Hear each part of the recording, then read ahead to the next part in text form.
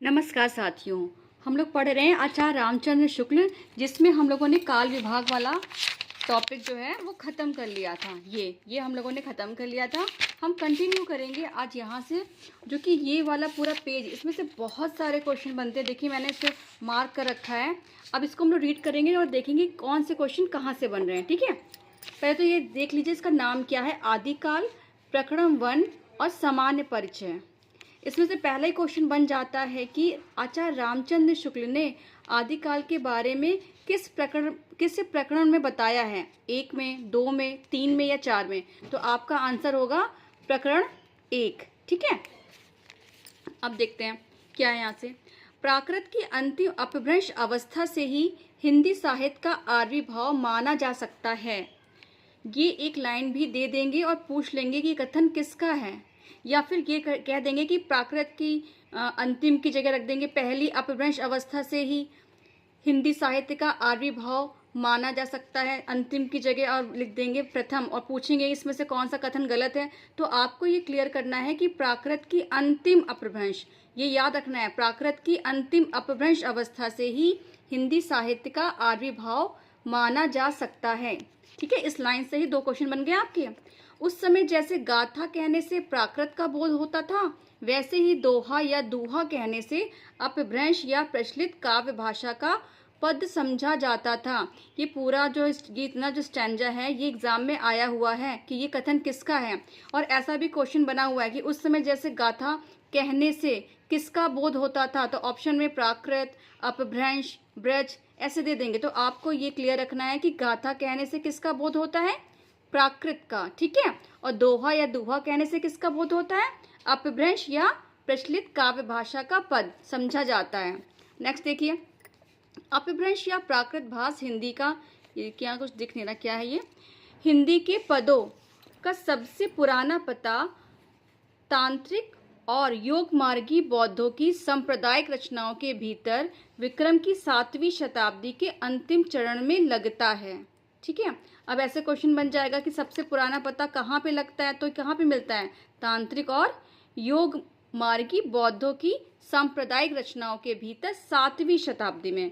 किस शताब्दी में, 7वीं शताब्दी में। ठीक है, फिर देखिए यहाँ से, मुंज और भोज के समय संवत 1050 के लगभग तो ऐसी अपभ्रंश या पुरानी हिंदी का पूरा प्रचार शुद्ध साहित्यिक या काव्य रचनाओं में भी पाया जाता है। अतः हिंदी साहित्य का आदिकाल संवत 1050 से लेकर संवत 1375 तक, अर्थात महाराज भोज के समय से लेकर हमीर देव के समय के कुछ पीछे तक माना जा सकता है।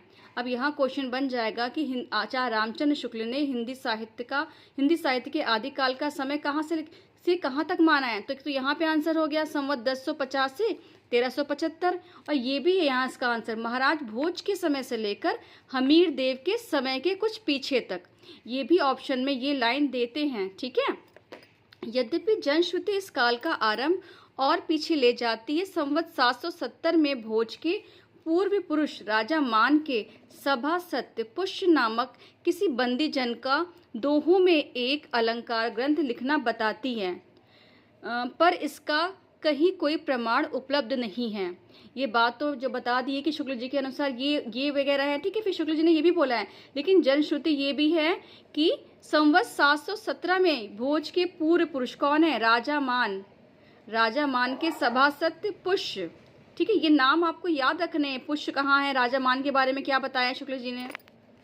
फिर देखिए, आदिकाल की इस दीर्घ परंपरा के बीच 150 वर्ष के भीतर तो रचना की किसी विशेष प्रवृत्ति का निश्चय ही नहीं होता है। धर्म, नीति, श्रृंगार, वीर सब प्रकार की रचनाएं दोहों में मिलती हैं। अब यहाँ क्वेश्चन बन जाएगा कि शुक्ल जी ने कितने प्रकार की रचनाओं के बारे में बताया। तो देखिए 1, 2, 3, 4। ठीक है, 4 प्रकार की हैं। वो कौन कौन सी हैं, धर्म है, नीति है, श्रृंगार है और वीर है। इतने प्रकार की रचनाएं मिलती हैं। जैसे शुक्ल जी ने बताया ना कि किसी विशेष प्रवृत्ति के अनुसार हम किसी का मतलब नामकरण करते हैं, तो इन्होंने क्या कहा है कि 150 वर्षों के भीतर तो कुछ समझ में ही नहीं आ रहा था कि कौन सी रचनाओं की प्रवृत्ति है। वहाँ पे रचनाएं होती थी धर्म पर भी होती थी, नीति पर भी होती थी और श्रृंगार पर भी, वीर पर भी। ठीक है, इस अनिर्दिष्ट लोक प्रवृत्ति के उपरांत, ये देखिए ये शब्द, ये वाला ये जो शब्द है अनिर्दिष्ट लोक प्रवृत्ति, ये किसने प्रयोग किया है? तो रामचंद्र शुक्ल जी ने कहा है कि इस निर्दिष्ट लोक प्रवृत्ति के उपरांत जब मुसलमानों की चढ़ाइयों का प्रारंभ होता है, तब से हम हिंदी साहित्य की प्रवृत्ति एक विशेष रूप में बढ़ती हुई पाते हैं। ये बता रहे हैं शुक्ल जी कि जो हमारा ये वीर गाथा काल है उसमें क्या क्या प्रवृत्ति है, कैसे कैसे मतलब नामकरण की शुरुआत उन्होंने कैसे करी है, क्या समझ के बोला है। ठीक है। राष्ट्रित कवि और चारण जिस प्रकार नीति, श्रृंगार आदि के फुटकल दोहे राजसभाओं में सुनाया करते थे, उसी प्रकार अपने आश्रयदाताओं राजाओं के पराक्रमपूर्ण चरित्रों या गाथाओं का वर्णन भी किया करते थे। अब आश्रयदाता कौन होते हैं? वे कवि जो किसी राजा के आश्रय में रहते हैं, उनकी वो प्रशंसा में क्या गाते हैं? पराक्रमपूर्ण चरित्र गाते हैं। चाहे वो राजा बहुत ज़्यादा मतलब कि ना भी हो तब भी, लेकिन वो उनके आश्रयदाता हैं, उनको वहाँ से खाने को उनकी जीविका चलती है, तो वो उनके जो हैं उनके चरित्र का बखान करते हैं, उनकी गाथाओं को सुनाते हैं। यही प्रबंध परंपरा रासों के नाम से पाई जाती है, जिसे लक्ष्य करके इस काल को हमने वीर गाथा काल कहा है। हमने किसने? शुक्ल जी ने। ठीक है। शुक्ल जी कह रहे हैं यही ये जो परंपरा है कि जो कवि होते थे अपने आश्रयदाताओं की प्रशंसा में उनका चरित्र, उनकी गाथाओं का वर्णन करते थे, उनकी वीरता का, उनके युद्ध का बहुत बखान करते थे। तो यही प्रबंध परंपरा रासों के नाम से पाई गई और इसी को लक्ष्य करके शुक्ल जी ने इस आदिकाल का नाम क्या रखा है? देखिए नाम इन्होंने वीर गाथा काल रखा है, लेकिन ये ध्यान रखिएगा यहाँ पे देखिए इन्होंने आदिकाल लिखा है, लेकिन इन्होंने नाम नहीं आदिकाल दिया, नाम दिया है इन्होंने वीर गाथा काल। ठीक है। किसने? शुक्ल जी ने। आगे देखते हैं हम लोग। दूसरी बात इस आदिकाल के संबंध में ध्यान देने की यह है कि इस काल की जो साहित्यिक सामग्री प्राप्त है उसमें कुछ तो असंदिग्ध है और कुछ संदिग्ध है। इसका मतलब पता है ना आपको? असंदिग्ध, संदिग्ध का संदिग्ध मतलब क्या है? ऐसे कुछ मतलब वो बता रहे हैं, वो स्रोत वो उनको सही नहीं लग रहे हैं। ठीक है। असंदिग्ध लग रहे हैं उन्हें, और कुछ उनको निश्चित लग रहे हैं। तो असंदिग्ध सामग्री जो कुछ प्राप्त है उसकी भाषा अपभ्रंश अर्थात प्राकृत की रूढ़ियों में बहुत कुछ बद्ध। ऐसे भी क्वेश्चन आ जाएगा कि प्राकृत भाष का मतलब क्या है, तो ऑप्शन में बहुत सारे दे सकते हैं और साथ में ये भी दे देंगे कि प्राकृत की रूढ़ियों में बहुत कुछ बद्ध जो होती है हिंदी। तो आपको ये याद रखना है कि प्राकृत भाष का मतलब ये होता है प्राकृत की रूढ़ियों में बहुत कुछ बद्ध हिंदी। ठीक है। इस अपभ्रंश या प्राकृत भाष हिंदी का अभिप्राय यह है कि यह उस समय की ठीक बोलचाल की भाषा नहीं है जिस समय की इसकी रचनाएं मिलती हैं, या उस समय के कवियों की भाषा है। कवियों ने काव्य परंपरा के अनुसार साहित्यिक प्राकृत के पुराने शब्द तो लिखे ही, जैसे पीछे का हिंदी में तत्सम संस्कृत शब्द लिए जाने लगे। विभक्तियां, कारक चिन्ह और क्रियाओं के रूप आदि भी बहुत कुछ अपने समय से कई सौ वर्ष पुराने रखे हैं। बोलचाल की भाषा घिस घिसाकर बिल्कुल जिस रूप में आ गई थी, यहाँ से आप मार्क करिए, ये जो स्टैंजा ये इम्पॉर्टेंट है। ठीक है। बोलचाल की भाषा घिस घिसाकर बिल्कुल जिस रूप में आ गई थी, सारा वही रूप ना लेकर कवि और चारण आदि भाषा का बहुत कुछ वह रूप व्यवहार में लाते थे जो उनसे 100 वर्ष पहले से कवि परंपरा रखती चली आती थी। यहाँ पे शुक्ल जी ये कहना चाह रहे हैं कि जो कवियों की जो रचनाएं थी, जो उनमें जो शब्द थे वो बहुत प्राचीन रूप से जो चले आ रहे थे उन्हीं का उन्होंने प्रयोग किया है। ठीक है। और थोड़ा बहुत उन्होंने चेंज भी किया। यहाँ लिखा हुआ है ना, बोलचाल की घिस घिसा कर बिल्कुल जिस रूप में आ गई थी, सारा कुछ वैसा रूप नहीं लिया है, जो पहले से जो चलती भी आ रही उन शब्दों का भी अपनी रचनाओं में उन्होंने प्रयोग किया हुआ है। देखिए फिर आगे, अपभ्रंश के जो नमूने हमने पदों में मिलते हैं उस काव्य भाषा के हैं जो अपने पुरानेपन के कारण बोलने की भाषा से कुछ अलग बहुत दिनों तक, आदिकाल के अंत क्या उसके कुछ पीछे तक पोथियों में चलती रही। विक्रम की 14वीं शताब्दी के मध्य में एक ओर तो पुरानी परंपरा के कोई कवि संभवतः शारंगधर, हम लोगों ने अपनी रचनाओं में इनका नाम पढ़ा है ना, शारंगधर हमीर की वीरता का वर्णन ऐसी भाषा में कर रहे थे। तो इन्होंने क्या बताया है कि जो हमीर रासो है उसको किसने लिखा हुआ है? शारंगधर ने।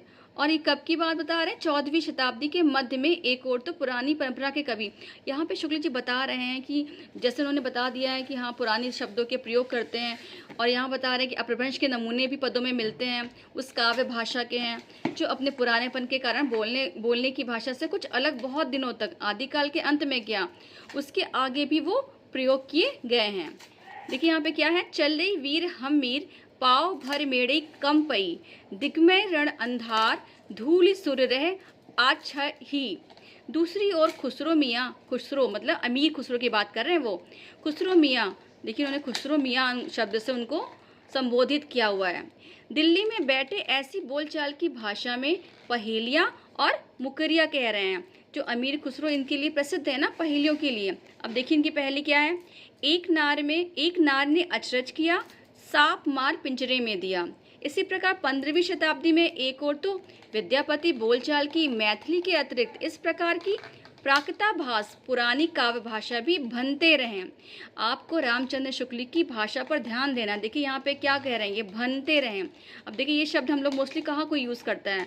प्रयोग करते, ऐसा शब्द भी वो यूज़ कर सकते थे, लेकिन उनकी भाषा को समझिए कि वो किस तरह से लिख रहे हैं, किस तरह से बोल रहे हैं। भनते रहे ये शब्द है, इस पर ध्यान दीजिएगा। ये बता रहे हैं बालचंद बिजावई भाषा दुहु नहीं लग गई दुज्जन हासा। ये किसने, ये जो लाइन है इस पे ध्यान दीजिएगा। ये लाइन आ जाती है और पूछते हैं ये किसकी लाइन है, तो ये विद्यापति की है। ये वाली पंक्ति किसकी है? ये अमीर खुसरो की है, ठीक है। और दूसरी ओर कबीरदास अपनी अटपटी बानी इसी बोली में सुना रहे थे। अगिन जो लागी नीर में कंदो जलिया झारी, उत्तर दक्षिण के पंडिता रहे बिचारी बिचारी। देखिए ये कबीरदास जी कहाँ है? ये तो भक्ति काल में पहुंच जाइए आप।